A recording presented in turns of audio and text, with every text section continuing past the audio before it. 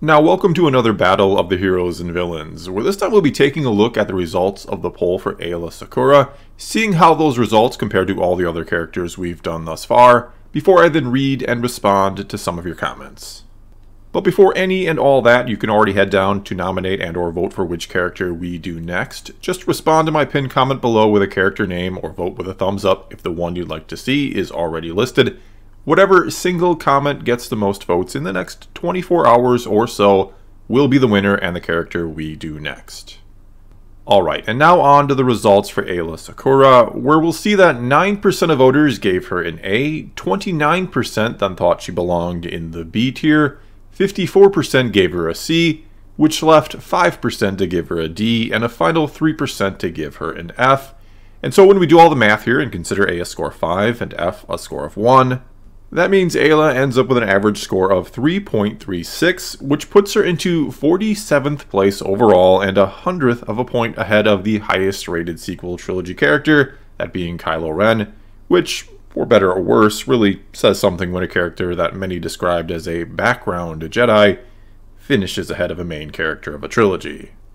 But let's not get into that. Instead, let me once again take a moment to say thank you to everyone who votes, comments, and watches these or any of my videos. It is all greatly appreciated. Also, a big thank you to everyone who supports this channel over on Patreon.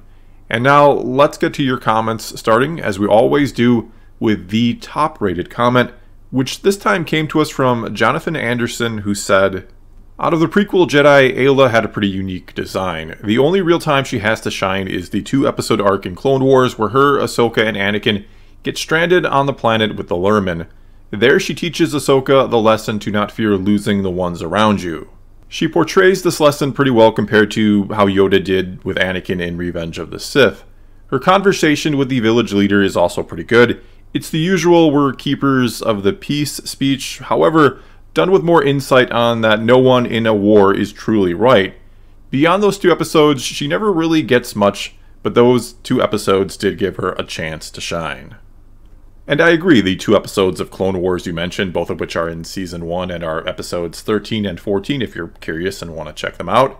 Anyway, those 2 episodes and her in them do a really good job of touching on some of the core ideas or philosophies behind the Jedi, especially the whole attachment thing, which I think, unfortunately, many people sort of misunderstand and think it means the Jedi are supposed to deny themselves their emotions, and that they are supposed to totally reject the idea that the dark side is even existing. When in reality, it's actually about acknowledging the dark side is there, that it's even within you, but not embracing it. It's about resisting it and staying in control of your feelings and your emotions, not trying to deny you're even having them, which is going to lead to disaster long term for pretty much anybody trying to pretend you don't feel or experience emotion. The Yoda arc in Season 6 of Clone Wars does a really good job of showing the dark side within people and how you have to reject instead of embrace it, if you want to check that one out as well. I mean, Jedi can have friends. They can have, to a degree you could say, relationships. Anakin and Obi-Wan are best friends, like brothers even, and they care a great deal about each other, and they'd be the first ones to tell you that, and no Jedi would have an issue with it. Bravo, Anakin. You've done it again. Oh, I can't take all the credit. Your state of helplessness really sold them on my surrender talk. Always glad to help, my friend. However, they know as Jedi that their friendship always has to come second to the greater good, which is what Ahsoka learns from Aayla in the first episode of the 2-episode arc here. At first, Ahsoka doesn't understand how Jedi are supposed to be compassionate yet not form attachments, which, granted, is not an easy thing to do. It's something you have to learn or train yourself to do. It's not easy to care about someone, or everyone actually, yet not care so deeply that you're willing to sacrifice too much for them, or again put them ahead of, well, the well-being of others or the greater good. And in true beautiful irony here, which Star Wars is so good at, Ahsoka wants to stay behind and look after a wounded and dying Anakin, but Aayla convinces her that she has to put the well-being of everyone else ahead of the well-being of the one or of Anakin, and that by her leaving Anakin behind, letting him go, in a sense, they are then able to find help and they then save Anakin's life. And of course the ironic part about it is that it's a lesson Anakin fails to learn. When faced with a somewhat similar choice, he decides to ignore the greater good, which would have been allowing Mace Windu to destroy Palpatine, and instead he saves Palpatine in an effort to save Padme or to save the One. But if he hadn't done that, if he hadn't saved Palpatine, again ironically, Padme never dies of a broken heart because he never falls to the dark side, and so on. Anakin's focus on the individual not only had huge ramifications for the greater good, but also for the one he was trying to save. And yes, I realize Windu killing Palpatine like that, or kind of murdering him in the eyes of some, may have brought up a whole slew of other problems for the Jedi and the galaxy afterwards. Some may have claimed, again, that he murdered the Chancellor in an effort for the Jedi to take control of the Senate, but for the sake of argument here, let's just leave that alone for now. Killing Sidious or not killing Sidious, both would have probably offered a set of challenges for the Jedi had Anakin not done what he did. Anyway, let's now move on to this comment from Scott S., who said, I voted an A because I am referencing the Dark Horse Star Wars stories, which are vastly superior to the Disney Marvel junk. Read them and you will understand. Then there's also this comment from Shaul Kramer, who said, has no one who rated her a C ever read the Clone Wars comics? I know they're not canon anymore, but there was so much there. Her relationship with Quinlan Vos, one of the baddest MFing Jedi to ever live, is alone enough to give her an A. She has overcome so much more than the Clone Wars series showed. An absolute A for me, and not just for her iconic design. Okay, so sadly here, a lot of the comics from the early 2000s I have personally never read because they came out in what I would call a dark time in my life, when I had a job where I was usually working 60 or more hours a week, and then most of my free time went to my girlfriend, who certainly was not a Star Wars fan. In fact, I will never forget showing her Star Wars for the first time, or as we call it now, A New Hope, and afterwards I asked her what she thought of it, and she simply said, and I quote, "It was kinda dumb." Now, things with her really should have ended right there and then, but, and this is a true story, the downfall or end of that relationship happened mainly because of KOTOR, or Knights of the Old Republic. I bought the game, played it, and ended up calling in sick to work. I think it was 3 straight days. And when she found out I'd done that, she was so pissed off that I'd called in to play a game, but wouldn't ever call in to spend time with her. And then, of course, there was me realizing I enjoyed playing that game more than I enjoyed spending time with her. And so that brought our relationship to an end in a few weeks. But anyway, sorry for my stupid little story. Hopefully you enjoyed it. But my point is, I have yet to read those comics, and I have been meaning to do just that. In fact, not long ago, someone was again talking them up to me and telling me I had to read them. So it is only a matter of time before I get to them, but I cannot currently comment on how good or bad they were, or how Aayla was portrayed in them. Okay, and next up here we have this comment from Butcher Pete, who said, I'm giving her an A, and it's because of her character in the Dark Horse comics. She was so complex and fun that she went from eye candy Jedi to legit character with a tragic story and a fun rivalry with her own master Vos. She also represents what Twi'leks can be in that she's not a slave, she's a Jedi Knight, and she, as far as I'm concerned, uses herself as a symbol to show that Twi'leks, no matter how attractive, can be more than eye candy and slaves. On top of that, she seems to be uniquely wise for her limited screen time and her age. I'll always be a big fan of Aayla and her athletic combat style, and her intense character story.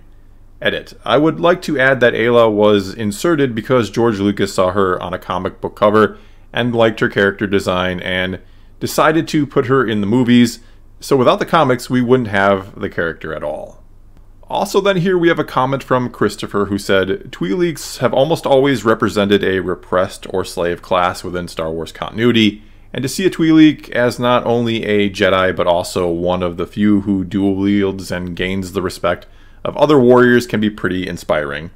But then almost nothing is done with her. She is a movie Jedi like Kit Fisto, Luminara, and Ki-Adi-Mundi, but gets barely the amount of focus that they do, much less someone like Mace Windu.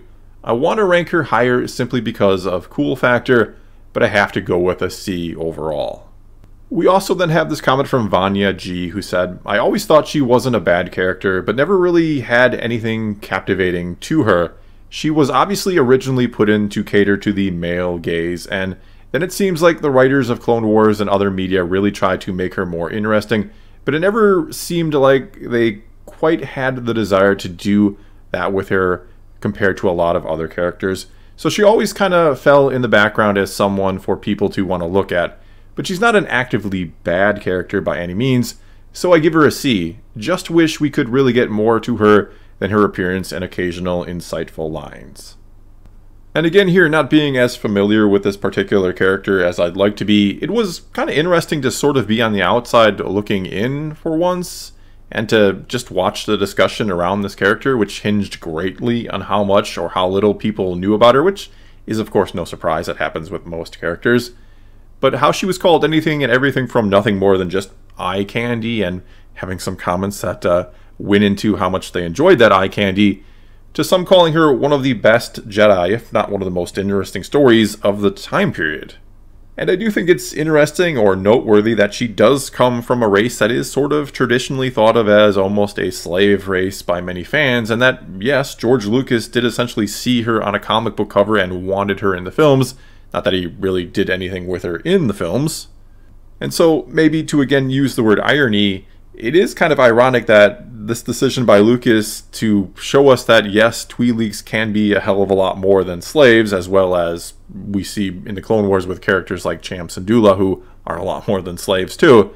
Yet at the same time, he also, to be blunt about it, he kept her looking, well, rather sexy.